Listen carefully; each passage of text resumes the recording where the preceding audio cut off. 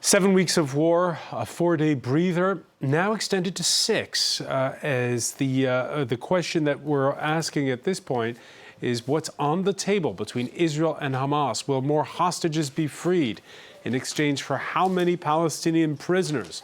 We'll listen to what families on both sides are saying and weigh the options. The United States, not the only player pushing to build on a temporary truce, make it into a more durable ceasefire. Not so long as Hamas remains in power, insists Israel. But with so much of the Gaza Strip reduced to rubble, how long can a ground war continue? A longer cessation of hostilities means offering alternative. If it's not a return to pre-October 7th status quo, then what? Today in the France 24 debate, we're asking what's up for negotiations. And with us from Tel Aviv, France 24 senior correspondent Claire Pacalin. Thanks for joining us. Thank you. From New York City, he knows a thing or two about negotiating. Former director of hostage recovery for the U.S. government, Christopher O'Leary, senior vice president for global operations for risk consultants, the Sufon Group. Welcome to the show. Good to be with you. From London, H.A. Hellier, Senior Associate Fellow in International Security at the Royal United Services Institute. Welcome back, sir. Thank you. And we're joined here by Stephen Ekovich, Professor Emeritus of Political Science at the American University of Paris. How are you? Pleased to see you again. The France 24 debate where you can react, you have on the hashtag F24debate.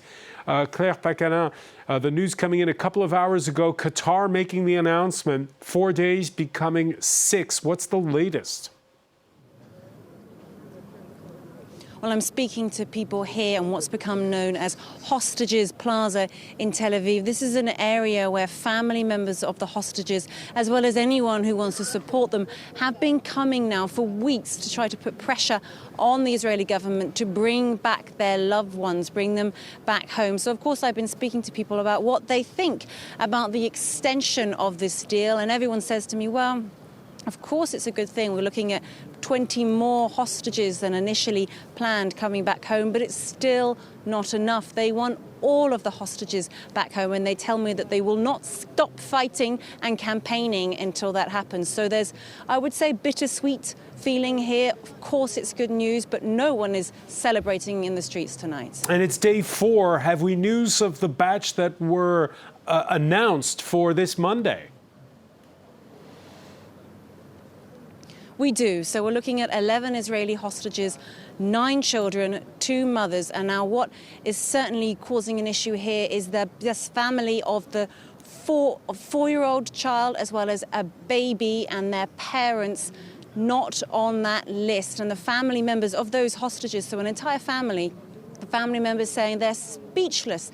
They can't understand why a baby who was taken hostage at the age of 9 months, now 10 months, 4-year-old and their parents are not on the list coming home this evening. What we understand, we've just heard now from the spokesperson for the Israeli army saying the understanding is that that family has been transferred by Hamas to a different armed group in Gaza, which could explain why they're not on tonight's list. Who controls what in the Gaza Strip is certainly a question we'll be putting to our panel. First, though, Christopher O'Leary, let me ask you, this extension by 48 hours, what do you read into it? Well, I read into it the effectiveness of the Qataris, the continued effectiveness of the Qataris to be able to bridge the divide between Israel and Hamas, who have visceral hatred for each other. So it's a good thing, but I think it's going to run its course. Hamas is only going to be comfortable releasing so many more hostages. They're going to need to keep a certain number of them, for power, leverage, and protection, as human shields. So although I think we'll see additional women and children get released over the coming days, and maybe some elderly or wounded individuals, I don't think we're going to see all the hostages come out, and I don't think that's in Hamas's interest. They're using this as power.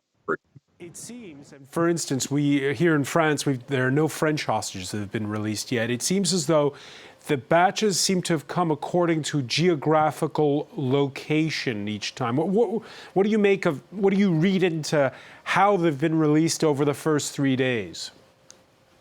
Yeah, so I would say two things. Number one, there's calculations, the Western Europeans and the Americans are worth more, so they're likely going to hold on to them, although they have released some Americans. But also, within Gaza, it's a war zone. And having spent quite a bit of time throughout the Middle East in similar environments, logistics are difficult. Moving personnel, in the tunnels or above surface, even a few blocks can be challenging. And Hamas wants to maintain their security. They don't want to give up any information that they can be backtracked to the possible location of the rest of the hostages. So I think they're being cautious. Yeah, they're being cautious. Each hostage release brings information, also brings a range of emotions.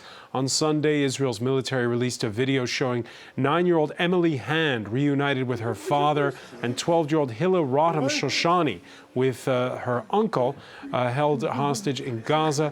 But Yair Rotem accuses Hamas of violating the deal by separating Hilla from her mother, Hamas, which claims it doesn't know the whereabouts of 54-year-old Raya Rotem. Despite claims by Hamas that they cannot locate her, Hilla confirmed that they were held captive together, along with Emily Hand, until 2 days ago. Claire Pacalin, you were there to witness that press conference. I was, and certainly what stood out was that accusation made by the uncle of Hilla Rotem, saying that Hamas said that it couldn't locate some of the hostages. Well, Hilla Rotem, 12-year-old yesterday, she actually turned 13 today, and she said that she wanted her mother to be here, her mother, who we believe is still in captivity, to make her favorite cheesecake for her birthday, which she does every year when she has a birthday, and she's obviously not here to do that. She also said that she saw her mother 2 days ago, that they were in captivity together. So it doesn't really stand that Hamas is saying they can't locate the mother. Of course, the uncle's saying this is a violation of the deal being that we do not separate mothers from their children. I'd like to let you listen now to a soundbite that I recorded actually yesterday here on Hostages Plaza in Tel Aviv with Miriam. She is a family member and aunt of a 13-year-old girl, Gali, who was still in captivity. Here's what she had to say. En fait, Gali, c'est une joyeuse fille. Gali is a happy girl. She's only 13. She shouldn't be there in the tunnels. It's not right. We want her to come home. She's been gone for 51 days already, and that's too much for us. Now, Claire, there's a lot of, obviously, with each day now, and I don't know if there is a modus operandi for these hostage releases or a set pattern, but hopes are raised not just where you are, but also on the Palestinian side. What I can tell you now is that we understand that those 11 Israeli hostages are on their way back to Israel. Once they get onto Israeli soil, the Israeli prison services has 2 hours to release the Palestinian prisoners. We are expecting 33 to be released today. We're on that ratio of 1 hostage for 3 prisoners, and we've had a declaration, a statement from Hamas saying there are 30 minors and 3 women in this batch, 1 woman from East Jerusalem and 2 from Jenin. So yes, of course, there will be Palestinian families happy to see their loved ones tonight. We also know, though, the Israeli police is under orders to try to contain celebrations. We did see celebrations in the streets in the West Bank in the last few days, particularly with the return of the miners back to their families. But in the East Jerusalem area, where some of those prisoners will be going back to released prisoners, the Israeli police is trying very hard to make sure that there are no celebrations on the street. We actually spoke to a woman prisoner who was released on Friday, and she said that she was delivered into the inside of her house by Israeli police, and they were told not to have too many people around, not even to give out sweets or cakes to anyone who might want to come round to see her again, because, of course, Israel doesn't want those images used down the line by Hamas to say, look, a victory. We managed to get, our negotiations with Israel managed to get all of these Palestinian prisoners back home. Yeah, on Saturday, you were part of France 24's team that went to East Jerusalem near Damascus Gate to speak with the father of two Palestinian teenagers, a 14-year-old behind bars and a 13-year-old under house arrest. We're satisfied, but we can't say that we're happy. We're only glad when people are freed normally without all the bloodshed. Our children are being released, but only after the 14,500 martyrs in Gaza. The dead, the wounded, the destroyed homes. So a bit of an information war or a part of it as well, in the way the releases are coming, and the way the releases also are covered, Stephen Ekovich. Well, wars have always been a question of information, and particularly in our day and age, it's the communication strategy is taken very, very seriously. And as we've just learned, Israel, as well as Hamas, but particularly Israel, does not want to appear that Hamas is gaining anything at all. Israel cannot come out of this with any sense that, or leave to the world any sense that Hamas has gained anything. It's extremely important for Israel. But we have two societies, two communities that have been traumatized, and each is trying to present its trauma to the world, to each other. And so, I mean, we're going to have to see to what extent this strategy of communication can transmit these traumas most effectively to gain both a military advantage and also a political advantage. Yeah, H.A. Hellier, at the beginning of this show, we wanted to manage expectations here. We stated that peace is most certainly not breaking out. Still, what was your first thought when you heard that this truce was being extended by 48 hours? So when we talk about truce, ceasefire, humanitarian pause, I think it's just important for all of us to remember that outside of Israel, the calls for ceasefire, the calls for pause are all about actually a genuine ceasefire, about finding a way to end the violence so that a political solution can be found for a process going forward. When we talk about the protests that are going on inside of Israel for a ceasefire, humanitarian pause, I'd say 90% of that is all about a temporary one simply to get the hostages back. And then once the hostages are back, all gloves are off, if there are any gloves on at the moment anyway, given what we've seen happening to Gaza over the past month. So at the moment, we've got an extra couple of days. I think that's good because I think the continued bombardment is very bad for the civilian population in Gaza. More than 13,000 of them have been killed already by Israeli bombardment, but it also reduces, at least for the time being, the propensity and possibility of a wider regionalization and escalation of the conflict. Do you think that Israel can just, as you say, ignore that pressure that you describe, and that it'll be back to what we've seen in the previous 7 weeks? I think there's one country that has the requisite leverage to pressure Israel into a ceasefire, and that's the United States of America. I don't think that the rest of the pressure that we've seen so far is making much of an impact. On the contrary, what you've seen from the Israeli side is frankly a lot of very undiplomatic attacks on the United Nations, international organizations, countries like Ireland and Spain and Belgium. I mean, really quite incredible, very undiplomatic language, accusing them of supporting Hamas and God knows what else, simply because they say things that the Israelis don't like. There's one country that could make a difference in this regard, and that's the United States. And I don't see the U.S. pushing forward for a ceasefire in the near future. Yeah, I want to get back to what you're saying about how important the role of the U.S. is going forward. First, though, again, we're still trying to piece together from the first 3 batches of hostage releases what we know about what's going on the ground operationally for Hamas inside of the Palestinian territory. On Sunday, the group released a propaganda video showing a cordial hostage exchange with the Red Cross, the handover happening with the captors in full military gear. What's important, Christopher O'Leary, is the location. This was in northern Gaza that Israel is supposed to be in control of.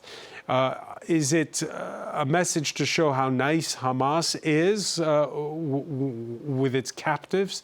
Or is this a message to Israel, look, you can bomb us all you want, we'll still be here? It's both. It's you hit the nail on the head. It's absolutely both. Israel, I compared it to, I'm a former U.S. Marine before I entered into U.S. government service. People have compared Gaza to Mosul or Fallujah. I actually liken it more to Iwo Jima in World War II. The reason I say that is because the Japanese engineer battalions prepared the volcanic rock and dug miles of tunnels before U.S. Marines landed. So all the naval gunfire in that famous battle and all the airstrikes were for nothing. So this is, a nod to that. Hamas has miles and miles of reinforced tunnels, and they're prepared to wait this out. I do not think Israel's efforts, which have leveled most of northern Gaza and Gaza City, number one, have been effective in negating Hamas's capability. And number two, they've lost all international support, with that undisciplined type of urban warfare. You have to remember this terrorist attack on October 7th is the second most lethal terrorist attack in modern history, second only to 9/11. Nobody remembers what happened on October 7th almost anymore. They've been blaming Israel for the human rights violations, which I think is fair. But also remember, the taking of hostages is a violation of international law and a human rights violation. But nobody's talking about that because Israel has wasted their opportunity. Yeah, and so as a result, there's the question, especially if you take Hamas's premise that it doesn't have, it couldn't, for instance, that separated family. Well, we don't control those people. Is that bluff? Do they control all of Gaza or not? They don't control all of Gaza. They have Palestinian Islamic Jihad, which they certainly do not control. It's a separate and almost adversarial group to Hamas in some ways. And then you have some of the disparate organizations and criminal gangs, which were opportunists on October 7th.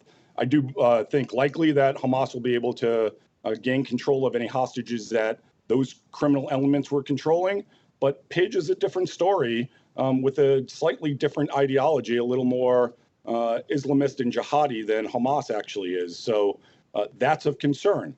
But again, remember, which has been lost in a lot of, the last few weeks, Hamas is a terrorist organization. They can, and a principle in this negotiated settlement, they cannot be trusted. They can use disinformation and misinformation to gain the advantage. It doesn't have to be accurate, but they can continue to use these hostages for currency and buy as much time as they can. So they won't be releasing all of the hostages. That's the consensus of the panel anytime soon. Let's cross back to Tel Aviv. Claire Pacalin, you're, again, a reminder to our viewers on the square where there have been nightly rallies in favor of, to show support for those held captive in the Gaza Strip.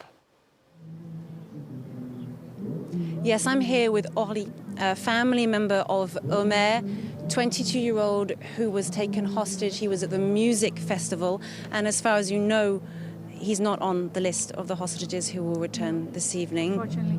Can you tell me, please, about Omer? What's he like? Yes. Omar is 22 years old. He's a very happy guy, very vitality, very very smart. He liked to enjoy life. And he's very strong physically and emotionally. And after he released from the army, he decided to work in the things that he's very like to do. He liked to cook, and he decided to work in a restaurant. He was supposed to go to learn restaurants, so we can open a restaurant here in Israel. And what can I say? You told me that he has a condition which means he needs medication every day, and you're very concerned about his health. Can you tell me about that, please? Omar have a disease like celiac, colitis, we call it. Digestion. Digestus, yes. He have to take every day medicine and a special food. He cannot eat everything. And it's 52 days that he is not getting his medicine, and we are very, very worried about him. And you said to me, unfortunately, he's not on tonight's list. Yeah. Can you tell me how you and your family are trying to cope with that?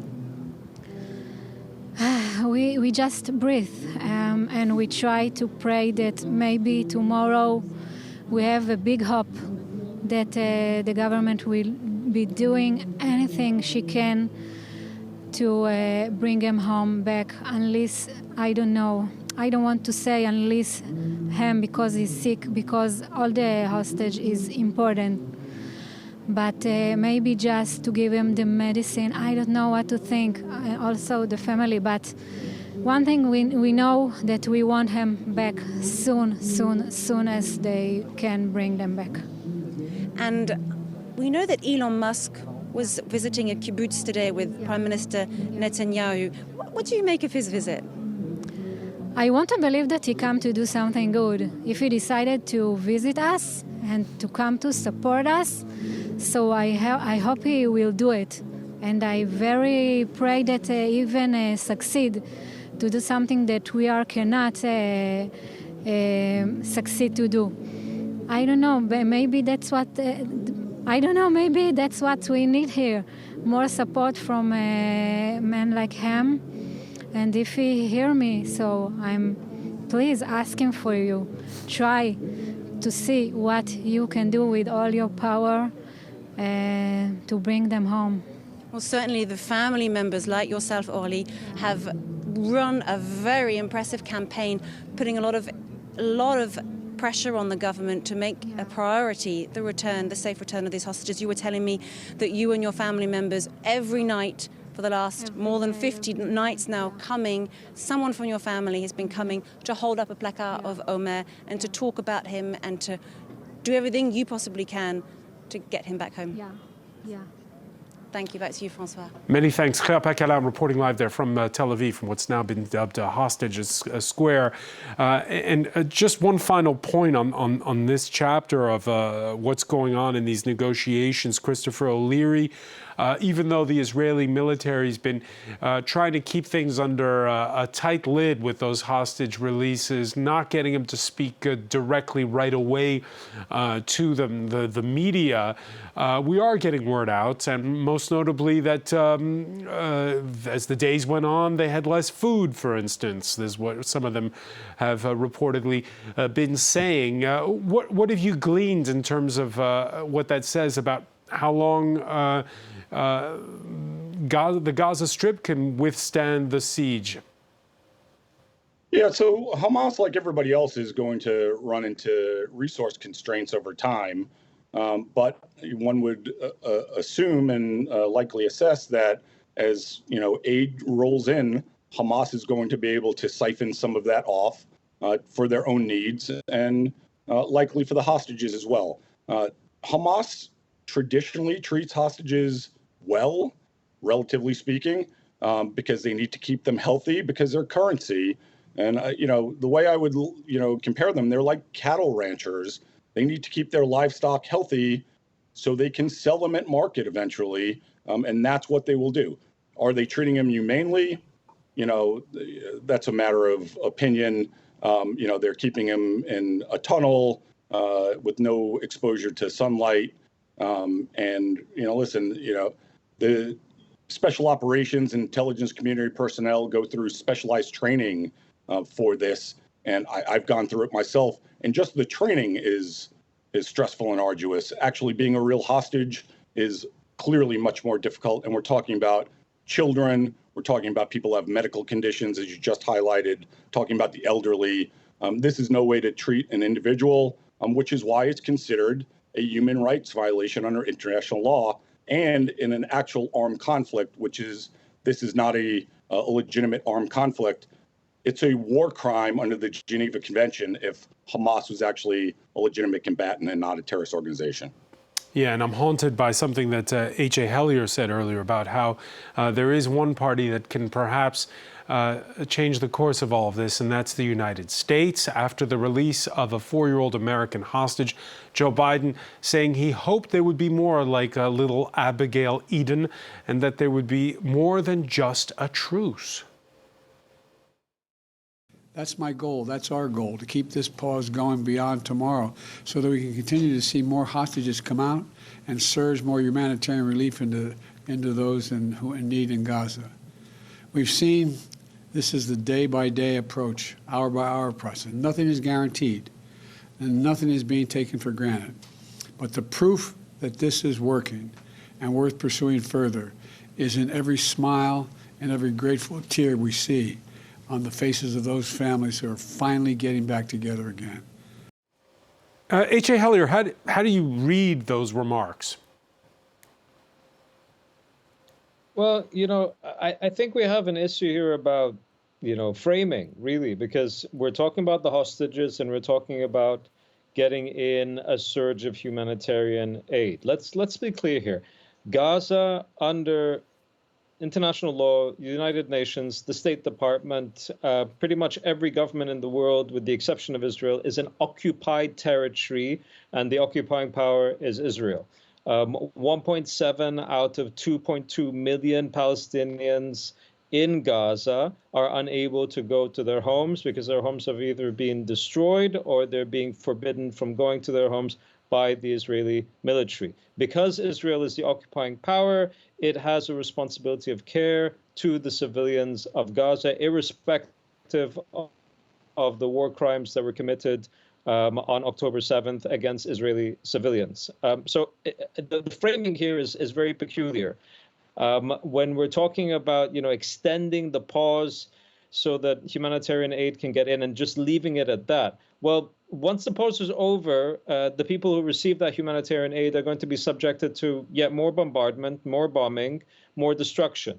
So what we need, frankly, is a way to get to a political solution or a political process so that this can end. Otherwise, we're just going to see more thousands of people that have nothing to do with Hamas in Gaza lose their lives or otherwise suffer. And I think that's important. And they're suffering in Gaza, they're suffering in the West Bank. I think it was great that we had a good section on your program about the Israeli hostages.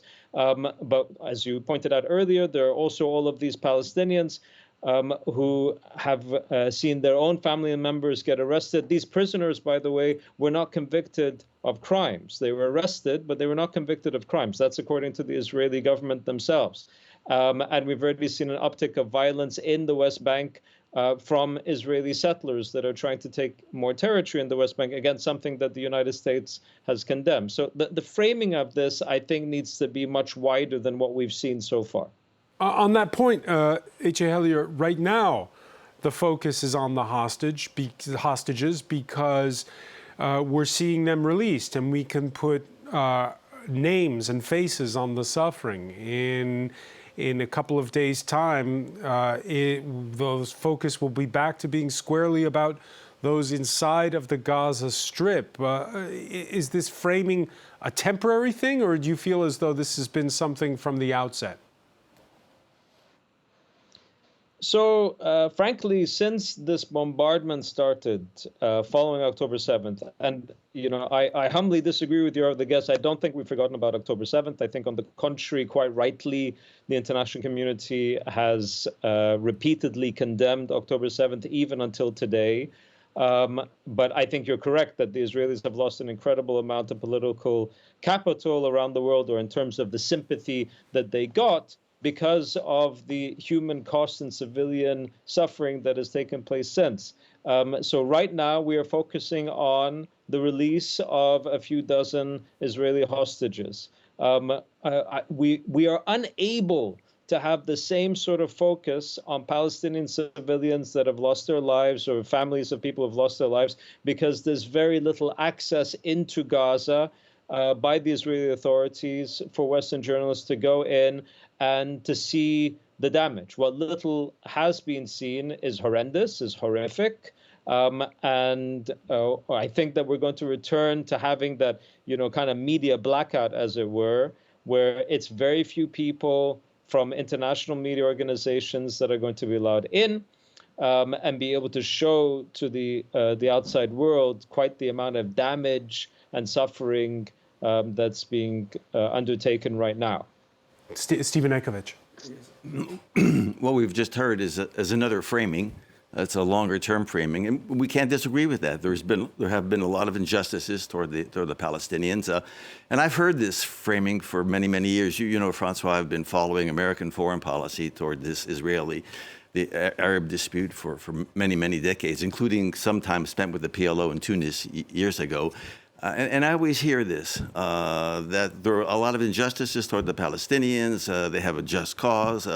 Something should be done about it. Okay, what? What should be done about it? This is what I've said to my Palestinian colleagues and friends over the years. And I also think there's too much that's expected from the United States. It's true that the United States has a lot of influence toward Israel, but at some point, and this has been American policy for a long time. At the White House briefing earlier, one of the reporters asked the spokesperson, should there be a restriction of aid at some point to Israel? And the administration played coy, saying that's not the strategy. There will not be a restriction of aid. The United States has stood behind Israel since the birth of Israel, will always stand behind Israel, will always guarantee as much as it can the security and the existence of Israel. So when Joe Biden there, in that clip we heard, talks about taking a truce, turning it into a ceasefire, building on it, what does he mean, and how much leverage does he have? Look, there's a tendency to overestimate the real fundamental influence that the United States has. There's this belief, and I've found this among my colleagues, my Arab colleagues, Palestinian colleagues, that the United States can just sort of hit their fist on the table, the Israelis will jump in and follow it. That's not how it works. At some point, the Palestinians themselves and the Israelis themselves have to take ownership of this themselves.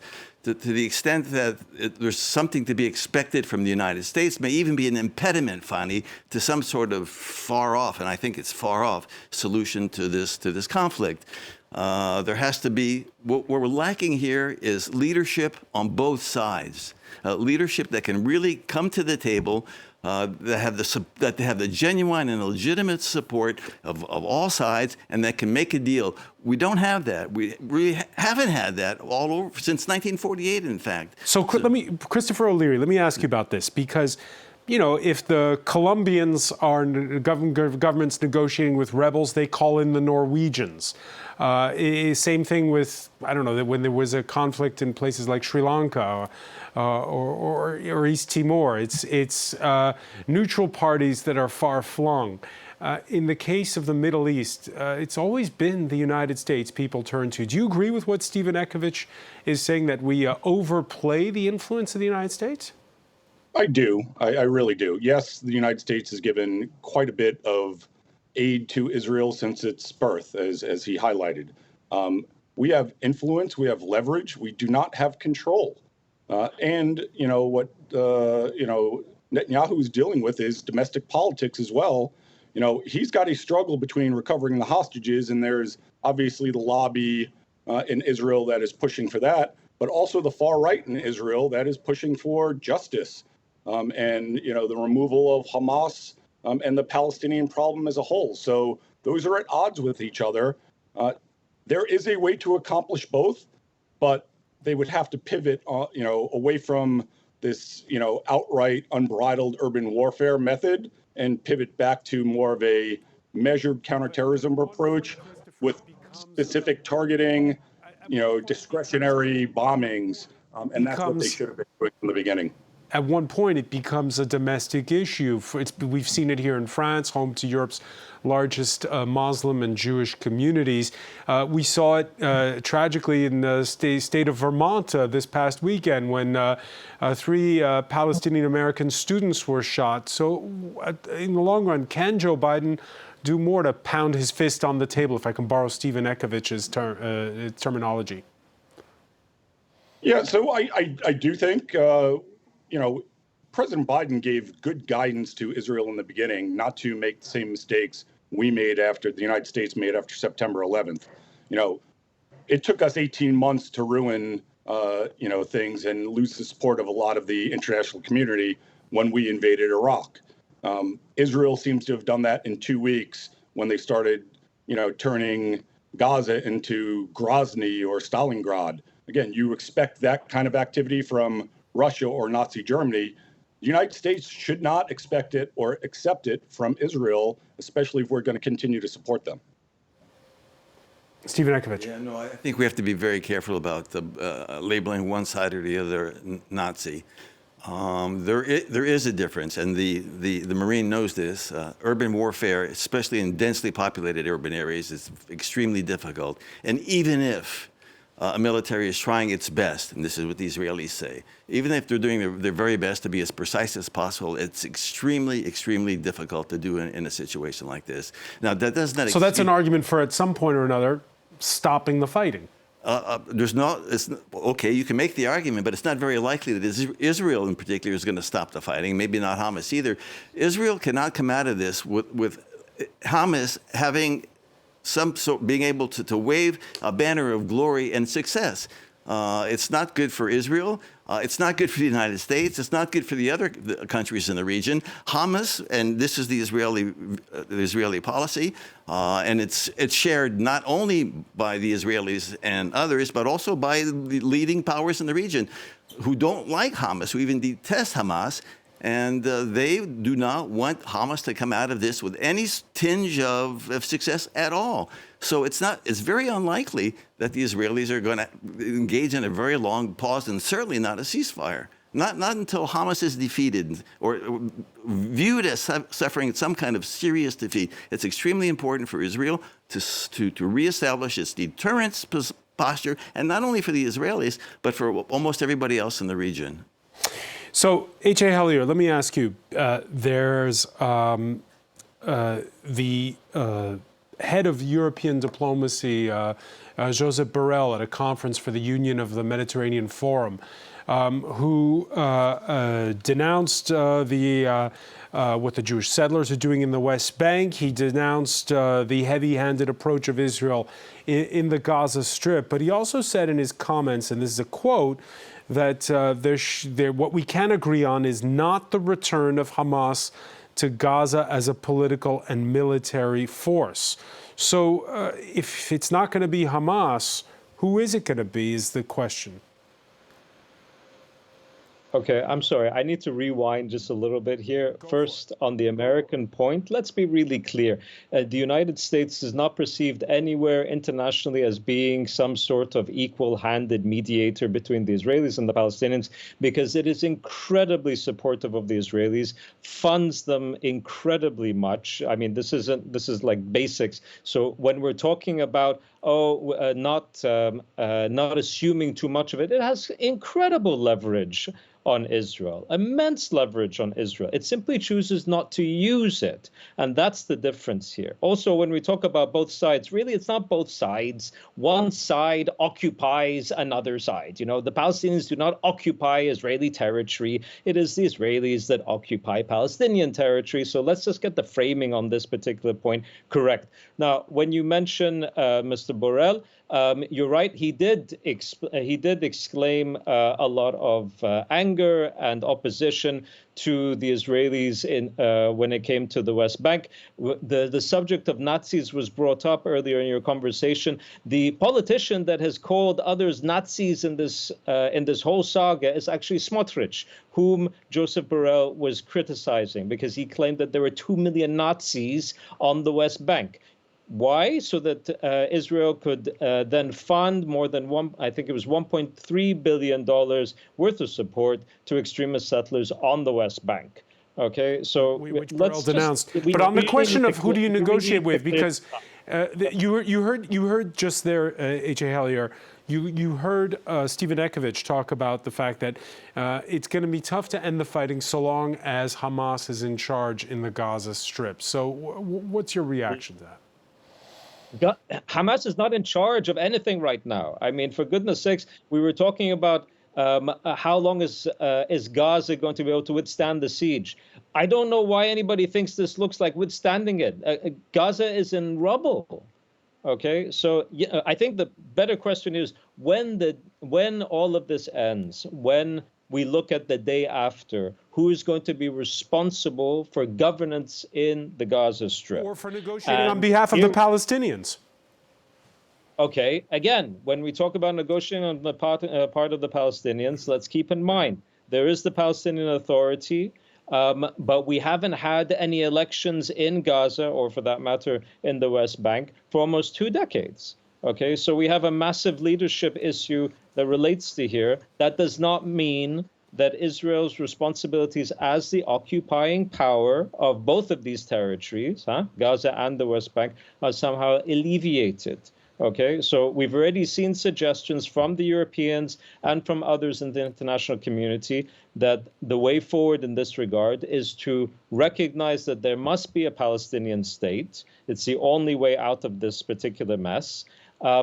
And then move from there. Instead, what the Israelis have been saying for the past 6 weeks is about knocking out Hamas, which, as your other guest pointed out, is simply not possible. You can't simply eradicate Hamas. You can completely take to pieces its military infrastructure. Yes, I think that's entirely possible.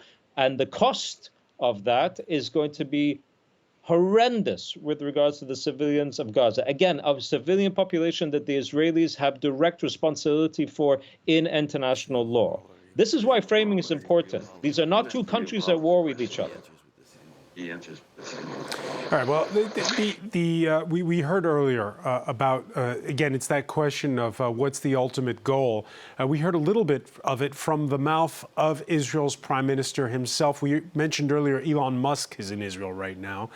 His anti-Semitism row over his social media platform, formerly known as Twitter, seems to have been glossed over as he was welcomed by the prime minister. He got a tour of a kibbutz that had been targeted by Hamas. This, as the Israeli government is trumpeting a deal on final say over how Elon Musk's Starlight satellite units operate over Gaza. Let's listen to what the pair had to say. We have first a mission to destroy Hamas. Nothing's going to stop that, because if you want peace, destroy Hamas. If you want security, destroy Hamas. If you want a better life for the Palestinians in Gaza who've been hijacked by Hamas, destroy Hamas. There's no choice. So that's a prerequisite. Yes. Yeah. And then we have to also rebuild Gaza, and I hope to have our Arab friends help in that context. Yeah, and I'd like to help as well.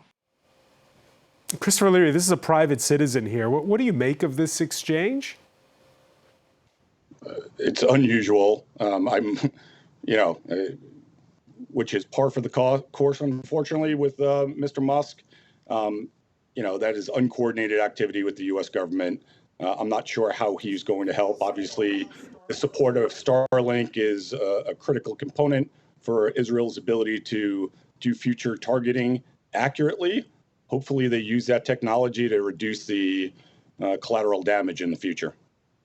All right, 20 seconds because we're almost out of time. Claire Bacalin in Tel Aviv. Any more news to report? Well, yes, I can tell you the latest that we understand. 6 Thai nationals are also being freed tonight and are on their way to Israel. So that adds to the 11 hostages, which we believe to be made up of 9 children and 2 mothers, on their way back to Israel tonight. And just to go back to Elon Musk very quickly, as you heard my guest earlier on saying, she basically told us she would like to believe that he's here for the right reasons to help. And right now, the families of the hostages need all the help they can get. Claire Pekaram reporting live from Tel Aviv. I want to thank as well H.A. Hellier in Washington, Christopher O'Leary in New York City. Stephen Ekovich, thank you for being with us here in the France 24 debate.